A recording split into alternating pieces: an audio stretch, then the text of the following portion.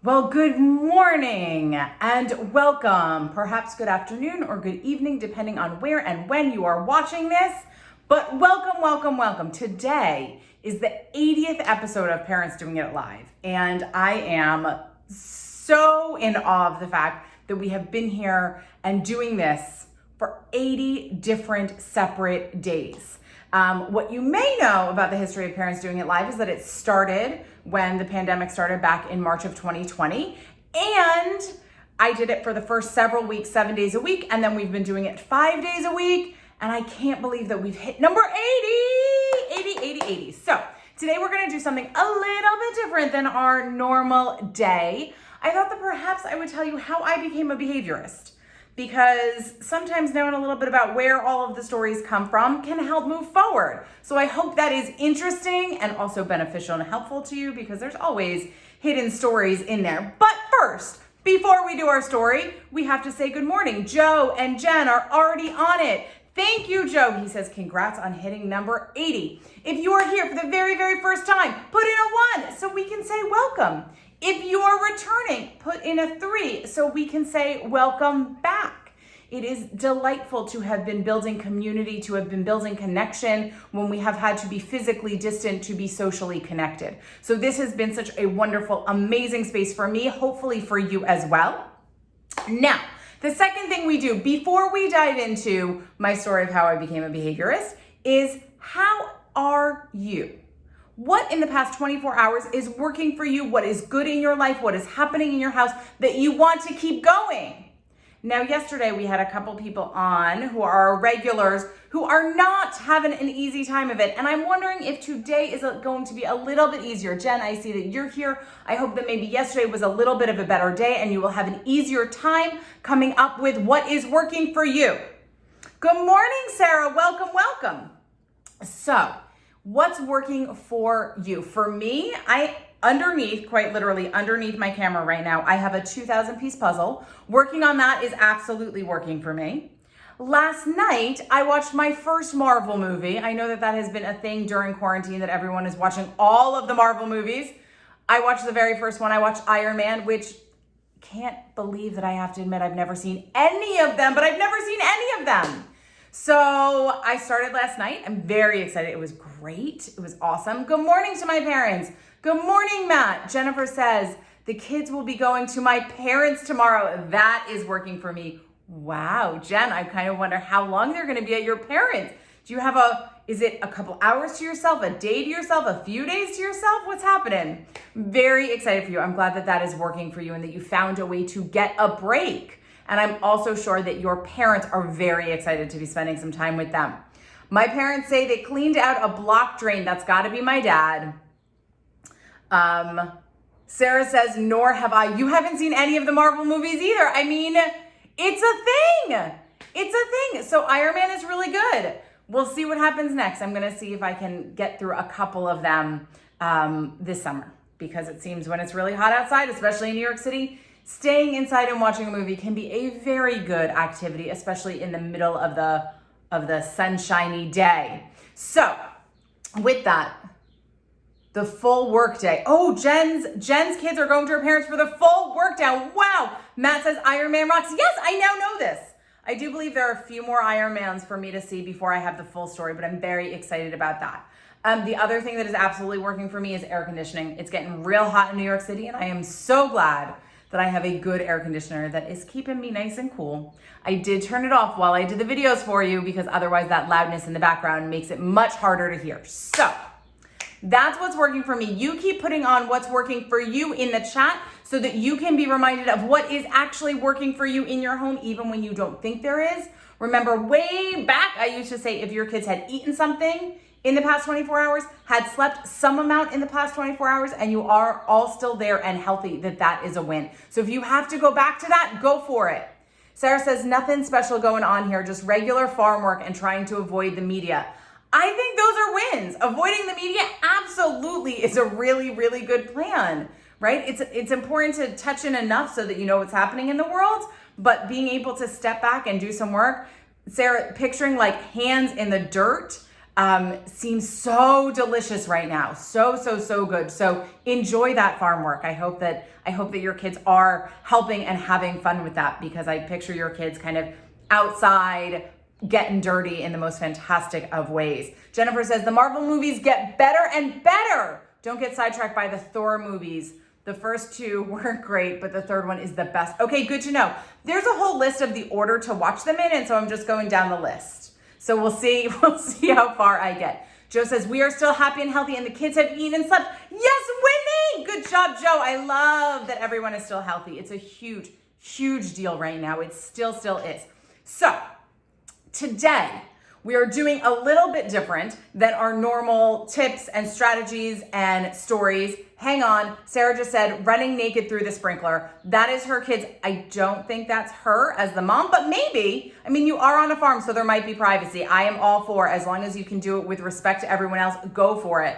But little kids, oh, not me though. Sarah says not me, just the kids. Little kids running through the sprinkler naked, that's what summer's about. New York City, a little harder to do, but I love on the farm that's what you guys are doing. So wonderful, Sarah. Thank you for sharing. So you all keep sharing what you are doing. What I am going to do today is actually share my story of how I became a behaviorist. Because as I was thinking about hitting the 80th episode of Parents Doing It All, and I went, how did I get here? I sometimes feel the same way about my career. Like, how did I get here? I've been doing this work for over 20 years. I've published 2 books. I've been on national television. Like I've done some major accomplishments, as well as helping thousands and thousands of families have better home lives and better behavior. So I was like, let me share with you, because I don't talk about this often, how I got here. How did I trip into my career path right in the beginning of finding my career, right? So when I was in high school and when I was a kid, I always went to summer camp, which also has me thinking about this because I've been thinking about camp as all of the camps are closed. And I went as a camper. I loved it. I was therefore a camp counselor. I loved it. I had my school friends. I had my camp friends. Good morning, Martha. Thank you for all the claps for the 80th episode. So I loved camp. I loved it. I had my school friends. I had my camp friends. It was great. Well, senior year of high school comes and goes, and my parents say, you are going to college, and therefore next year you cannot go back to camp. You need to get a real job. And I went, oh no, why? Why do I have to give up camp? It was my happy place. I still have friends from that camp that they told me I wasn't allowed to go back to anymore. 2 of them, actually. Very dear friends that I met there and have kept all these years. So I was like, what is happening? Okay, no camp. What am I going to do? Now, luckily, as you all may have guessed, my mother, who is still on these lives every day with me, was one of my biggest cheerleaders back then as well. So while I was not allowed to go back to camp, she did not leave me alone to figure out what to do. She said, well, actually, Marcy, there is a camp at a school right near us. So there's a school called Forum in Waldwick, which is a town just right next to where I grew up. And it was a school for kids with special needs. Now, I knew that I always wanted to work with kids when I grew up, which is part of why I was devastated that I couldn't go be a camp counselor, because that seemed perfect. But my parents wanted me to have a real job with responsibility, a little bit more than a day camp counselor, and maybe with a little more pay. They wanted me to aspire to things.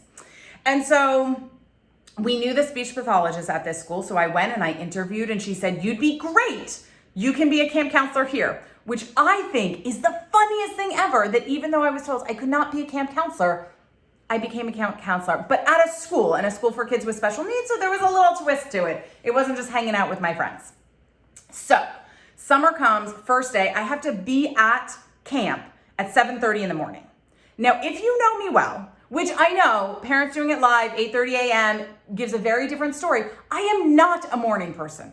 I do not like waking up early. I do not like waking up to an alarm. I want to stay in bed. When I was in high school, I could sleep till 10, 11, noon on a weekend, for sure. 7 a.m. I had to be at camp. So the first day I go, I drive there, and there I'm like, okay. They put me in a classroom with 8 nonverbal children, all diagnosed with autism. Now, luckily, I was the low one on the totem pole. There was a full-time classroom teacher during the school year who was there as one of the camp counselors. There was a grad student as the second camp counselor, and then I was the assistant to the assistant counselor, right? So everyone was safe and taken care of. But 8 kids with autism, and I had never been around that population before. So I'm like, okay, what do I do? And it was, it was camp. So they just put you in the classroom and the teachers that were there were going to help me. And so I'm there with all of these kids, and I realized they are the most amazing kids I had ever been around. I didn't have to guess. We didn't have to figure out what was going on. If they were happy with me, I knew it. If they were mad at me, I knew it. If they were angry at the world, I knew it.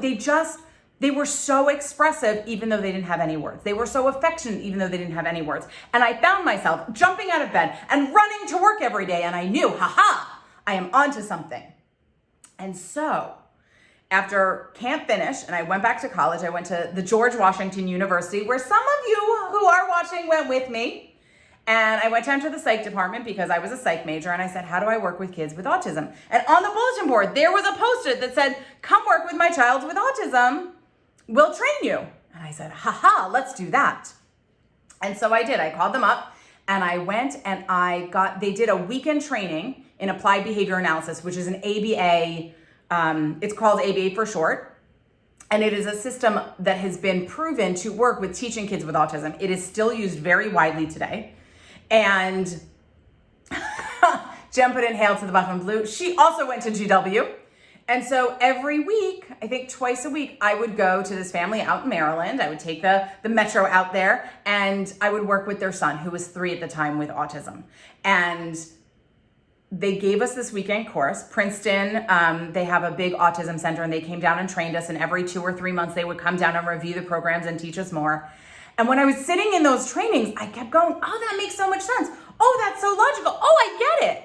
And I was not the kind of kid that would sit in class and go, I get it. I had to study really, really, really, really, really hard for every B I ever got. For every A, it was like a miracle, right? I had to study. And yet, when they were talking about behaviorism, when they were talking about ABA, when they were talking about how behavior works, I was like, yes, yes, yes, yes, yes. And it made sense to me. And then I would sit down with this little kid who wasn't talking yet and didn't know how to sit down when I asked him to sit down, and didn't know his colors or shapes. He couldn't navigate the world the way you think of a 3-year-old navigating.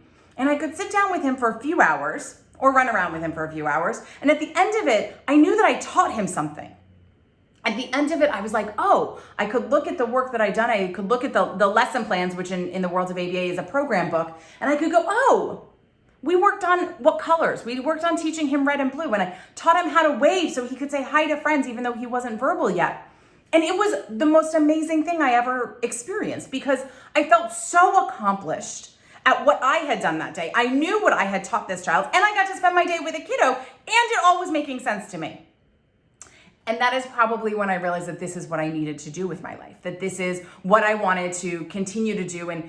And I loved it because it allowed me to be with kids. It allowed me to get paid, as in I had a job that I really, really enjoyed, and I was making a difference. And those 3 things, I think, have been the backbone of what my career has been from there. So what do you do with that, right? As a college student, my parents were thrilled that I now had work that I loved and was doing something. And so, of course, as a college student, I was like, how do I do this? How do I make it happen? So because psychology was already my major, I tried to figure out what my next major would be. How do I do this thing that I found as a career? And so I talked to lots of people, and they said, if you want to work with kids with special needs, you really should go and become a speech pathologist, because that will be better for you as a career than being a special education teacher. Because teachers, it's a hard deal. And when you're a speech pathologist, you can have a private practice, you can make your own hours. It's much nicer. So of course, I listened to all of these people who are very wise and brilliant, gave me really good advice.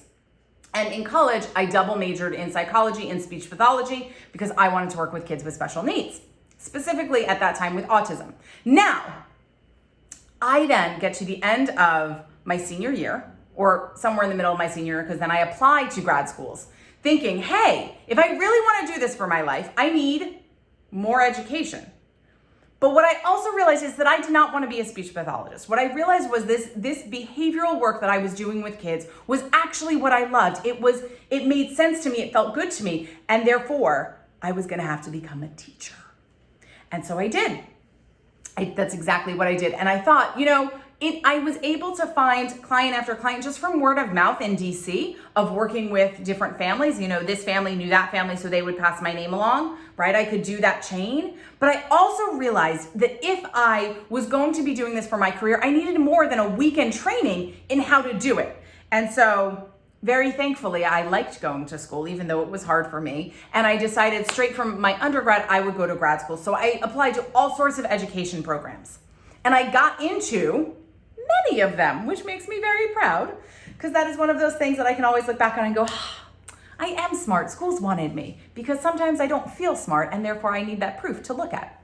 And so the one program that I ended up going to was at Teachers College, Columbia University. And I chose to go there because it was a behavior disorders program, specifically around ABA, and it got me my teaching certificate. So I became a special ed teacher and really got to study how behavior works. And it was the one program at the time that I could do that through.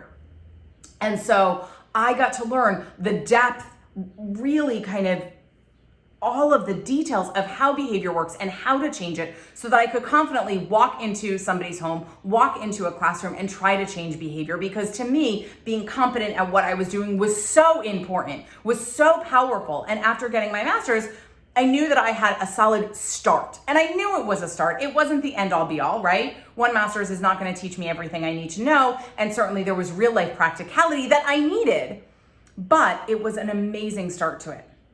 And from there, my career unfolded. Because while I was in my master's program, as hard as it was, right? Remember, I was the kid who in high school, every B I fought for and every A felt like magic. That was the same in grad school. I still had to work really, really, really hard.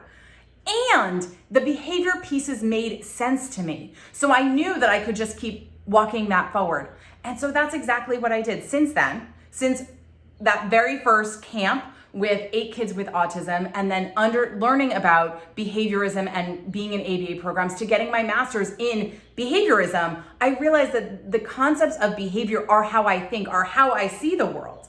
And ever since then, that is how I've been working, right? So it's been this amazing journey since then, which really has just been following the rabbit hole of how behavior works, right? So in that's kind of the end of the story, but we're gonna walk it forward till today just because that is interesting and to fill in some of the gaps in case you don't know, and that might be interesting for you as well. So after graduating with my first master's, I then went and I worked in a school for kids with special needs with autism for 1 year, and I realized that I don't really like being in a school because I liked the individual work. And in New York, they have a system set up where you can do one-on-one work for preschool and early intervention students in their home, paid for by the city. And so I started doing that work, and I loved it because I spent each day in these very intimate settings with kids, changing their lives one by one. And it was awesome because I got to see behind the curtain of what was happening in their homes. Now, not always with parents, but I started to realize that that was one of the problems. The parents weren't involved. They didn't know how to make these changes. So as I could, I brought parents in, and I realized there is some magic there.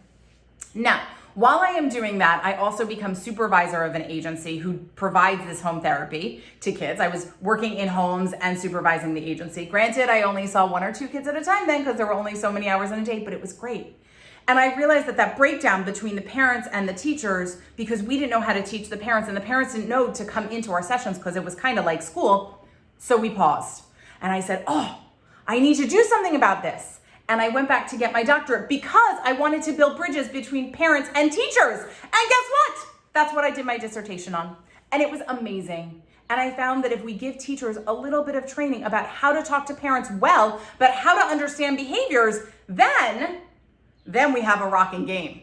Then we have teachers who feel like they have a partner with parents. We have parents who understand what's happening with their kids' behavior. And the kids are the ones who benefit from all of this, which was always my desired goal, right? Everything in my career has always been, how do we make it better for the kids? Because they don't know how to advocate for themselves.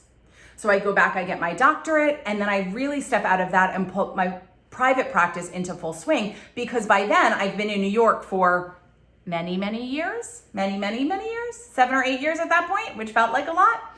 And I had a reputation in the city for being really good with challenging behavior. So people would call me and say, my child doesn't qualify for service, but we have behavior problems. Can you help us? And I would say, okay, let's figure it out. So I can remember the first time I worked with a teenager, the first time I worked with, because I said, I've never worked with a teenager, but I'm willing to try if you are. And that's been how my career has gone. As people have called with different behavior problems, I've said, I've never worked in that realm with that disorder with that population, but I'll give it a try. And it has been this beautiful exploration throughout my career of how behavior impacts all of us in all different ways. So what this means is that for over 20 years, I've been working with kids and families, which has been amazing. It also means that for over 20 years, I've been working with schools and education, which has been amazing. And for the past several years, I've had enough parents who work in corporate environments who've said, can you come talk to my company about this? Can you come talk to my team about this? That I've also started working there. And it is amazing to me that through all of this, what I see is that same thing that I saw when I had that first weekend training, is that behavior just makes sense to me. The way it works, the pieces that come together. And so when there are behavior challenges, I just put it into the same puzzle. I break it down into the same, that's really funny. I've told you before that on this table, I have a 2,000 piece puzzle. And I think it's really funny that the way I think about behavior is as these pieces that we need to fit together. And yet I just look down and there's literally a puzzle on my table because putting pieces together actually feels so good to me. There's something very satisfying in that, and the very real translation of how it changes lives in homes, in schools, in classrooms, in businesses. Like, that is what gets me out of bed in the morning. That is why, even though I am not a morning person, I have gotten up at 7 o'clock every morning to be here with you so that we can be rocking out, so that it can be better in your homes every day when I can't be going into homes and helping families in that direct way. So that is my story. That is how I got here. And the intersection that we've been in during this pandemic of schools and families and working is the intersection of all of the ways my career has come together. And so it has been such a pleasure and such a joy to be sharing that knowledge and be sharing the things that I know with you every morning. And I am so grateful that you've been showing up and asking questions and getting that support. It has been such a delight. So thank you. This is my celebratory story of our episode 80. I will be here tomorrow at 8:30 a.m. with some more behavioral tools for you, because we're going to jump back into that. But I did just want to share a little bit about where I came from and how I got here and why this is the world that I'm part of. There have been some really amazing pieces along the journey that I didn't share because they don't feel like pieces of the story, but things like I've talked to the Royal Australian Navy about culture change because of my understanding about behavior. And I've been on national television talking about how to help your family with politics and how to help your family with technology. It's been a grand journey. My career has been a grand journey, and these past 80 episodes have been a grand journey. And so thank you. Thank you for taking them with me. Thank you for being part of it. Thank you for staying and listening to my whole story, because that feels really special too. So weekdays, 8:30 a.m., we are here rocking out with Behavior and Parties. Martha, thank you for the hearts. Thank you. It is an honor to be able to do this with you every day. It is such a joy. I hope you have an amazing day. Please share this video in case other people want to know my story. That feels stranger to say than when I ask you to share my behavior tips, but please share my story, because I think that the way we get anywhere is through these small steps in unexpected ways, right? When I started this in March, I did not think we were going to hit number 80, and we did. So you never know where the start is going to lead. And as my dad just said, the journey continues. He says, as your journey continues, you'll help more and more people. Thank you. May that be true. May that be true, because it is what really, really makes me delighted every single day, is to know that I am helping people. So thank you for being people that I help. Thank you for showing up and listening. Good morning, Richard. Thank you for all the hearts. Have a beautiful, beautiful, beautiful day. And congratulations to you for showing up for episode 80. Mwah! Happy